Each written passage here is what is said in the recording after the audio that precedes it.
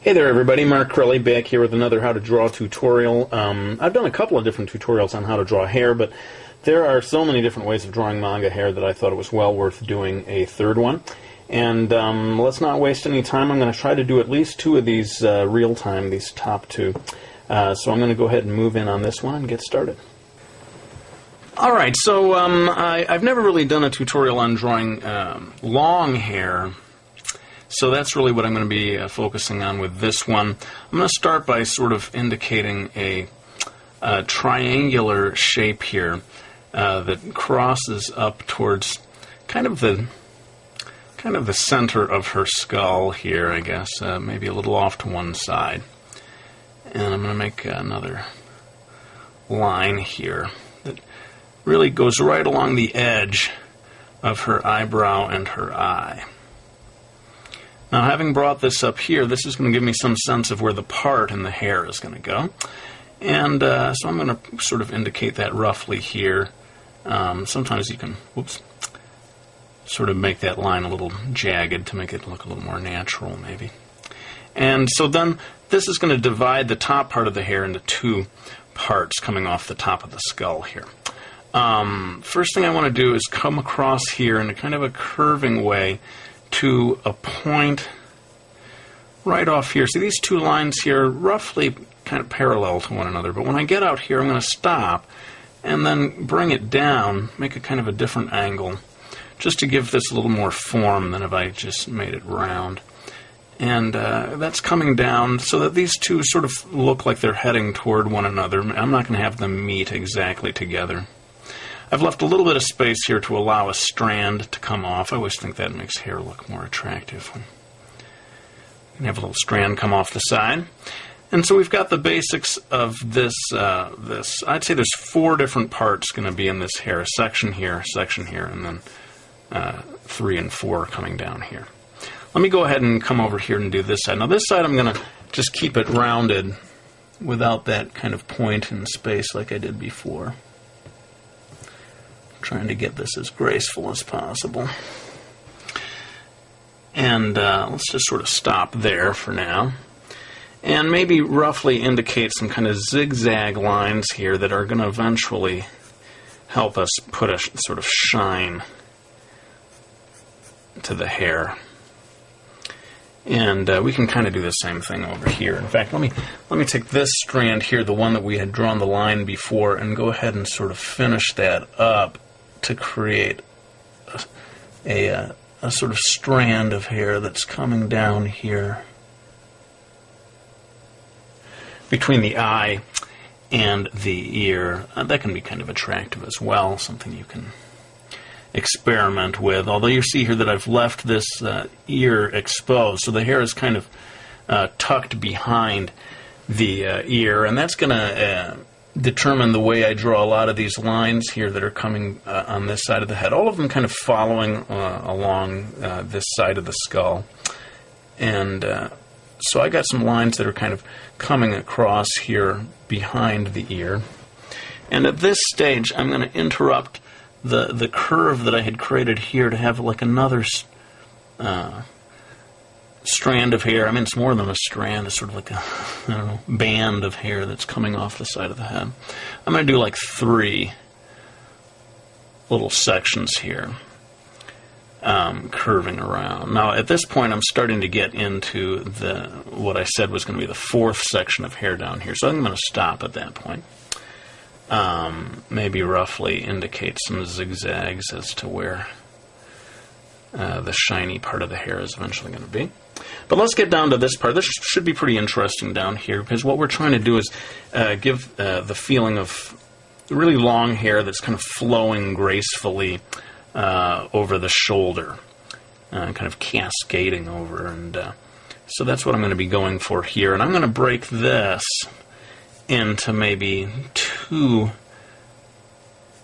parts that are actually kind of roughly rectangular looking. Sort of imagine a sort of a boxy area right here where the hair is falling down, and then I'm going to put a second one a little smaller over here, and this one I'm going to have come across the shoulder break over that line of the shoulder. And I think, like I did here, I'm going to throw one extra little strand in here. And believe it or not, that kind of is taking care of that hair for me now. Again, I'm going to put in some sort of highlight areas that are going to stay white when I go to shade things in later. But let's move on to this last part of the hair over here. And again, we're trying to get a feeling of flowing, smooth hair. Let's see if I can get this to come in front of her chin a little bit, or the side of her chin. It's tough because I'm using this black Prismacolor here because it shows up really good on video. Normally I would try to erase a bit of the jaw there, but I can't really do that, so I'm just going to have to live with it. And again, I think maybe 3 different kind of flowing parts here. This one's going to be the longest one. Bring it all the way down here.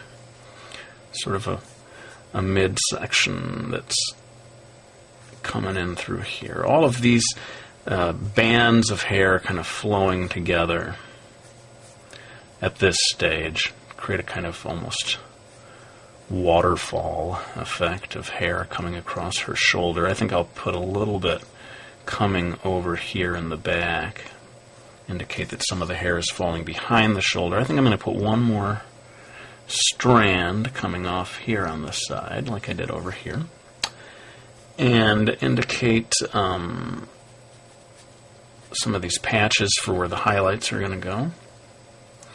And I'm going to switch, I think it's time to switch to my Dixon Ticonderoga and start getting some of the lights and darks in here. So this part here, this section here, is all going to be fairly dark, so I'm just going to go ahead and do that.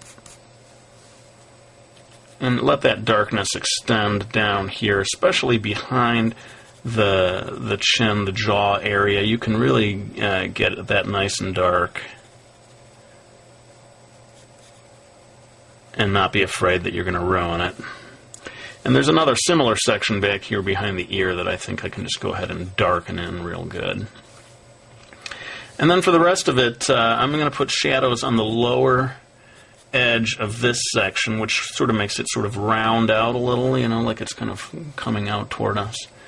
But then kind of reverse that over here and get a shaded section back there. I think we got that going.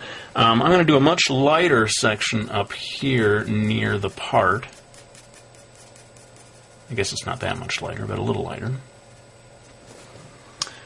And go ahead and continue with that over on this side of the part as well. Notice how I'm sort of pulling my hand way back here on the pencil, and that allows me to do really light lines. And when I want to do something darker, I tend to choke up on the pencil or get my fingers closer to the tip. Let's see if we can get some more shading going on here. Always trying to get my pencil to follow along with the other lines that I've already put in. I don't want them to be sort of going this way and fighting against those lines, especially when you're trying to make sort of graceful, elegant-looking hair. You got to be careful to try to get those lines to kind of follow along. And I've said this in other videos, but normally I would be spinning the paper around rather than moving myself around. I think I'm trying to make it easy to see on the video, so I've got I keep the paper in one place and then I just try to move my hand around to get the maximum curve to the lines coming off my wrist. And I think we're pretty near the end here. Again, if I could erase my original Prismacolor lines, I would probably get rid of some lines right here where you see where the shoulder was indicated, and I would just have those go away. I'm going to go ahead and shade this in, and I think we'll be done with this one. So there you go. That's my little tips on drawing long, flowing hair. And let's move on now to men's hair with the next one. This is going to be kind of girl, boy, girl, boy. So now it's time to do the boy's hair. Alright, you can see this guy, not a super cheerful looking character. I want him to be a kind of dark, brooding type of character. So most of the hair is going to be coming kind of flat down, almost covering the eyes. And let me begin by establishing where the part, there's not a real part in this hair, but the hair does sort of come from one general area. And I'm going to set that part as being right about here. Having done that, I will know that most of my lines are sort of coming from that point as they come down along the head. So let me go ahead and indicate some rough lines for where this hair is going to go. This guy's got fairly flat hair that's not going to be coming off the head so much, which should make it fairly simple for drawing. I think when the last character that I'm going to do, character number 4, is going to have the sort of spiky hair that's all over the place, and that can be a little trickier. But I think it's interesting how hair, when you're doing hair for a character, that it is related to the personality of the character. I want this guy to be sort of dark and brooding looking, so I'm giving this, the hair can help reflect that and turn him into this sort of quiet, low-energy character. All right, having done that, I think it's time to start getting this hair that's coming down, almost covering the eyes. You'll see characters where the hair actually does cover one of the eyes. I'm not going to do that this time, but that's certainly a possibility. My style is to have hair, the longest hair coming down between the eyes so that I'm not obscuring them. I'm going to give like 3 nice big strands that come down here in the middle. This central one is the longest of all. And then let's get another line over here. Kind of like I had done before, I'm going to have this line really touch the edge of the eyes, or the edge of this eye anyway. Kind of a strand coming down there. And between these two, I'm going to just sort of fill that up with maybe a small strand and a bigger strand. Over here, I can kind of do the same thing, maybe because I got this little gap space in here. I'm just going to go ahead and put 2, I guess, roughly the same size in that case. So I'm kind of wanting to have it both ways. I want a character who looks like his hair is coming in front of his eyes, but I'm not actually obscuring the eyes in this case. All right, having got that, I think I've indicated a little bit of the ear here. I'm going to have the hair fall halfway in front of this ear and pretty much completely over the other ear. And like I said, the hair is hanging fairly flat when you're doing the top part here, although again I get a little bit of an angle on this side, kind of coming out to a point a little bit. But when you get down here, past the ears, below the ears, that's when you can start to have more fun with the lines heading in different directions. This guy has fairly long hair. It can be a challenge to have a male character continue to look male when you give long hair, but I think that relates mainly to the way you draw the eyes and so forth, to have him continue to look masculine. Now this is going to be, I'm really going to go to town with a lot of different lines. I told you about how there was this part in the hair. All of these lines here are going to be for indicating the sort of shininess of the hair, and they are all more or less pointing towards that part in the hair. And I'm doing a lot of them, maybe more than I would normally do, but I want this guy to have very sort of shiny hair that's really broken into strands. All right, we're getting closer to the look I want here. I think I'm going to give just one little strand of hair popping off of the part. I don't know why. Sometimes you just like the way things look. And I think we're ready maybe to get into the shading on this one. So, again, switching from the black Prismacolor to the Dixon Ticonderoga. Like I said before, you can really go to town behind the ears, behind the neck, jaw, or whatever back here. That can you can decide to make that dark and not have to worry about that too much. Now, as I go up, I'm going to sort of let up on the pencil and have it be not quite so dark as it was down there. But these lines that I had put in initially, these sort of zigzag lines, are where I'm going to stop putting color. I won't put any lines above that, and that's where I'm going to have this sort of illusion of shiny hair going on. Again, I would normally be turning the page. I'm not going to do that. I'm going to sort of bring my body over here and try to get these lines to follow the form of the head. I'm kind of pulling back on my pencil so that I can really pivot off the rest to get the rest of this in here. As I did on that side of the head, I can make this quite dark over here.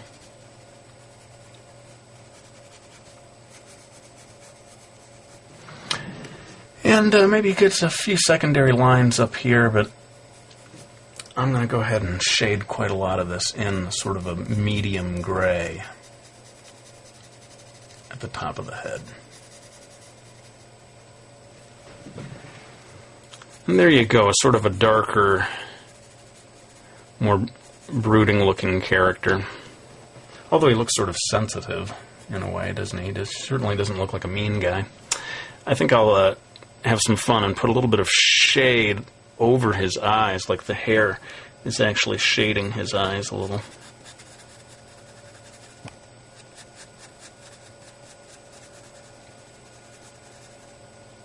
And there we go for that character. Now this video is already getting pretty long, so I'm going to go ahead and do the other two hairstyle drawings in time-lapse, but then maybe talk just a little bit about both of them once I've completed them. So let's get on with it.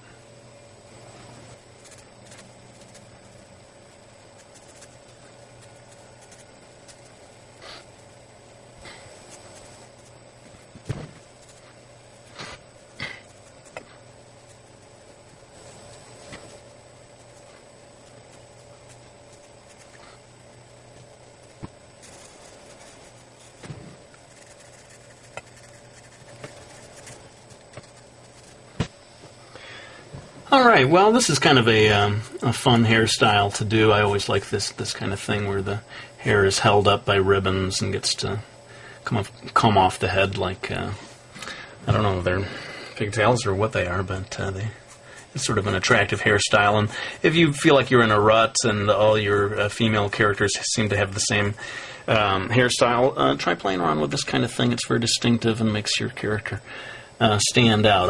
Anyone who's seen my manga series, Miki Falls, knows that I have a character named Yumi, and I gave her almost ridiculously gravity-defying hair that certainly, made her stand out, and that helped convey her sort of peppy character. Well, let's move on to the last one. It's going to be one more male character, and this time, as I said earlier in the video, it's going to be the kind of spiky hair. I'll do it all in time-lapse, and then come back to talk about it after I've finished.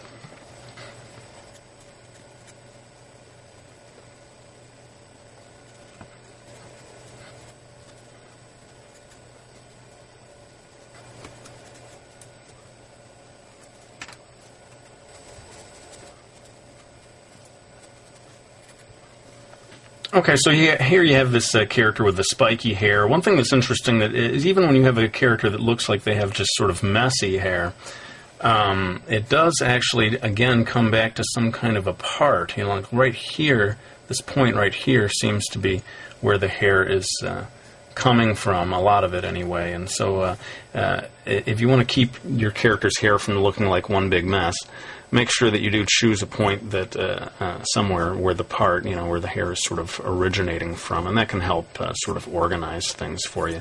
This is a lighter-haired character, I don't know, maybe blonde-haired or something, so I'm not going in and toning it with the pencil as much as I did the others.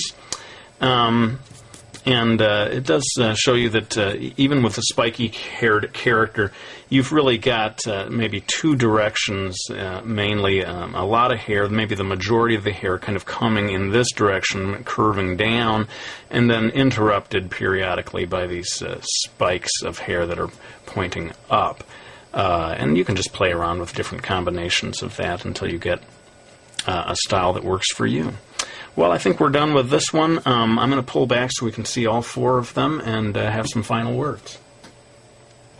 All right, well, there you have it. 4 different manga hairstyles for you to look at and mix and match and get some inspiration from as you sit down to draw your own characters.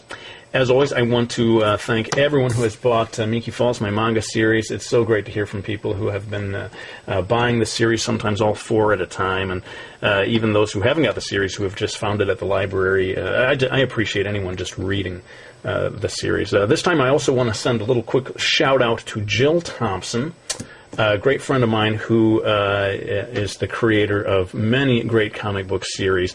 Among them, a manga series, manga graphic novel that inspired me, Death, at Death's Door. I saw, wow, Jill's doing a book in the manga style. I wonder if I could do such a thing. So hats off to Jill. I'm going to put some links in the information section about this video if you want to check out her work, and I really hope you will. Plus, I'm going to do a separate video that's sort of a tribute video to Jill in the weeks ahead. So that's probably all the time we have for today. I hope you found this video useful. Thanks so much for subscribing and for giving me your requests for future videos. Keep them coming. And that's it for now, my friends. We'll be back with another video for you real soon.